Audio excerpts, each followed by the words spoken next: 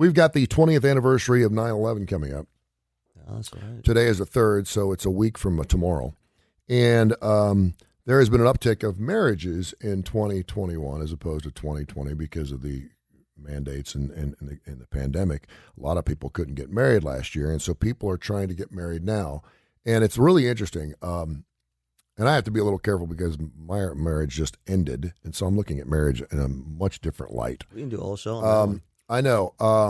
It seems like there are a lot of people that had to postpone weddings because they couldn't have the people they wanted at their wedding there. If you really want to get married and you really love somebody just for sake of being married, you can always go to the judge or go to a mayor or something, get married. Tony Curry, who that's a good revenue. I'm ordained. Product line. You could do that, and you can get legally married and say you're married. If you just got to get married, and you got it, and he's like, let's just get married. My brother and sister eloped. My mother found out about it, had a cow, and then she's like, we're having a wedding. You're getting married in a church, and then they had the wedding after things kind of cooled off a little bit. So if that's the case, good for you, go get married. Based on what I'm reading, it seems like a lot of people who were planning a marriage in 2020 that didn't get through it now are pushing the envelope a little bit. Before things shut down again or it's not getting any better, we need to get this done. Let's do this. And I'm maybe it's the guy part of me. I'm like, if we love each other and we know we're going to get married, and I know you want to get married, why does it have to be done now? Why can't we wait till I'm not going anywhere. I love you. Yeah. Maybe it's from a moralistic standpoint. Well, we can't start a family until we get married. Okay, I get that. I'm okay. And I think that's fine. I don't want to start a family with you until I'm married because I want to do it right. Okay, then we need to get married. But for people saying we got to get married now, there are 3 times as many marriages in 2021, and nothing's changed than there were in 2020. Well, okay. And the way it reads is we're getting married before anything changes and our marriage is on the rocks. Oh, I see what you're saying. No, last year it didn't happen. Yeah. We've seen that, in a lot of cases, a woman will say, great, thank you for proposing. The guy tries to put it off as long as possible. And he's like, so let's set a date. How about next fall? And she's like, no, we're getting married spring. And he's like, okay, great. We're getting married spring. Now he's got a great excuse. Just keeps rolling. He gets great. Oh, it's still a pandemic. Well, sure. 2020. If you want to have that big wedding ceremony, did you hear about the woman who had the wedding and a bunch of people got COVID? So terrible. A lot of people are getting married on 9/11. Why? And at least according to some sites, they're saying that it could be deemed insensitive to get married on that particular day, obviously because of what happened on our soil. Okay, so they're doing it. They're not doing it because of 9/11. No, they're getting up because no one originally got married on 9/11. So the date was open. Of all the dates out of 365 days a year, the least amount of people got married on 9/11 in this country out of respects for what happened on our American soil back in 2001. There's no reason to do that. Yeah. You should. Soon-to-be spouse Susie Cohen, who's 39, approached her fiance about getting married. He's a podcaster, and she said, I was a little reluctant, but there were so many dates available for 9/11 because people just didn't get married on 9/11. However, the pair has since come around as no other dates were available at their desired venue. This is perhaps unsurprising given the 2021 saw 3 times as many people getting married in the United States as during the year preceding the pandemic in 2019, according to a study by The Knot. By a similar token, New York's Angeline DeSante, 29, her fiance, finally agreed on September 11th wedding after COVID forced them to delay their big day twice in 2020. You said from New York? Yeah. That's even more interesting. Naturally, it might seem insensitive to get hitched on the anniversary of the worst attack on U.S. soil since Pearl Harbor, akin to holding a frat party at a funeral. There's even an article in The Knot explicitly telling people that you best not get married on September 11th because there may be some people there that may deem it very, very insensitive. However, many wedding planners are willing to give a pass in light of recent events. One person said, I think most people are like, come on, there are a lot of things going on in this world right now, so we're exuberant that we're getting through the pandemic. This year, people feel like they have a pass, and whatever you need is fine. Everyone wants to celebrate something. like eating an endangered species to keep from starving. Many betrothed considering it a matter of survival. Still, many Is that coming from the this according to the knot? Yeah, which is they promote marriage. Still, yeah. Yeah. Well, weddings. Yeah. They promote weddings. They don't make money off weddings, but they talk about the marriage. But they also were the first ones to say, of all the days, you probably need to stay away from that one for a lot of reasons. And it is a day that we remember, which is really interesting. So many couples have received backlash over the decision. It's uncomfortable every single time. She said, every time I mention the date, people go, yeah, I'm happy for you and I'll be there. Okay. It's almost like getting married. Well, I was going to say Christmas, but Christmas is celebrated obviously for a much different reason. Holocaust Remembrance Day.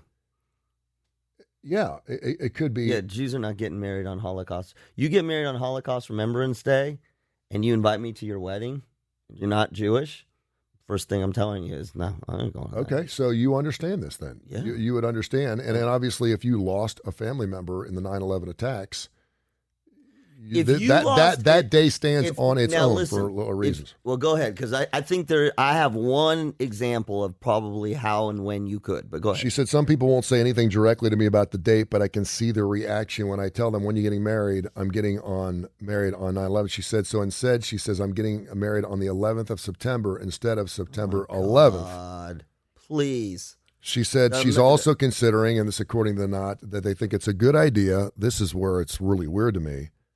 Of doing a moment of silence during their wedding and even speaking with the pastor about saying a prayer for the 9/11 victims during their marriage. Just as... I mean, you know what this is? This is, I want it for me. I want it. I need to have it right now. I just want to be able to go out to dinner. I need to be able to live my life. That's what that is. The only exception, I was thinking about this as you were talking. So you agree that having a wedding on 9/11 is deemed somewhat disrespectful? It's totally, like because here's the thing. There is no reason for you to have it on 9/11. And this is what I was going to say. Well, their reasoning is there's no other, that's the only date available. Okay, fine. So first of all, it's not fine. Then wait till the next available date. It's not 6 years from now. No, it could be 6 months. Fine. I'm totally with you. Yeah. I am totally with you because if you're both getting married, it's like, I love you. I want to marry you. I'll marry you today. We'll go down to the courthouse and get married right now. Or we'll wait. Or we'll wait. We'll wait. What is the harm in waiting? So here's the and that's the part of this that makes me feel really uncomfortable. Because if one person doesn't believe that 9/11, my grandfather served in the war and maybe it was in Afghanistan or whatever. And he's going to find this insensitive that we're getting married on the 11th of September or September 11th. Yet she's like, well, that's the only date we have open. Yeah, I would sit there and say, why can't we wait? I'm not going anywhere. I love you, and we're together. Now, again, if she uses I want to start a family and I want to do it right. I don't believe it doesn't matter. You're talking one day. There's no the only exception I was thinking, is if somehow you are directly tied to 9/11. And it's in honor of. I like you get a pass on that one. You not a pass. If there is some direct tie, and you are pulling that in, and you're saying this is a celebration of their life and ours, I can go with you. I don't understand. I can understand either. This is, I want it for me. Mm-hmm. I need to have it myself. I want to live my life. It's not even that I don't care, but it is that I don't care.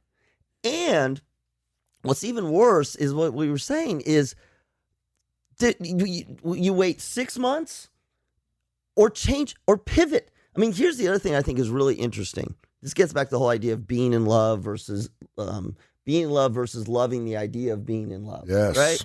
So we're in, and I'm dealing with this a lot, and I keep bringing up the pandemic because we're in a pandemic. Mm-hmm. We're getting to this point where we're not even thinking about this pandemic, depending on your profession or whatever, as a global emergency. Like, it's gone past a global emergency. We talked about it with shootings and stuff. There are thousands of people dying every day, and we're just sort of moving on with our lives. Now, I understand that from a psychological standpoint. That's how you cope. However, it's like, hang on. hang on. This is still an emergency. And it is an emergency that's going on for 2 years. So, I don't know when it's going to stop, but we're in it. So what that means is you may have to pivot your marriage plans. I'm not even talking about 9/11. You may have to pivot your marriage plans. You may have wanted to have the biggest wedding in the world. Mm-hmm. And now we're in a global pandemic and you can't. You can wait till we're done, but you also can you could also shift your wedding plans. I don't really care which one you're doing, but what you can't do, and I think this is fundamentally a problem that we're having in this country, is I want to do what I want to do. I had to wait. We had to postpone it twice. We're getting married on 9/11. Right. And I'm like, why? What's? I don't understand that urgency. I got to be careful here, but I'm betting it's coming from the female side because that's just the way it seems to be. Because guys are like, I'll get married whenever you're ready. I told you I'd marry. I proposed to you, so whenever you want to get married, if it's coming next from week, next year, whatever, that's fine. One side, that's the downfall of that whole marriage relationship. If it's coming and traditionally, generationally, and broad brushingly, the woman is the one that plans most of the wedding. Period.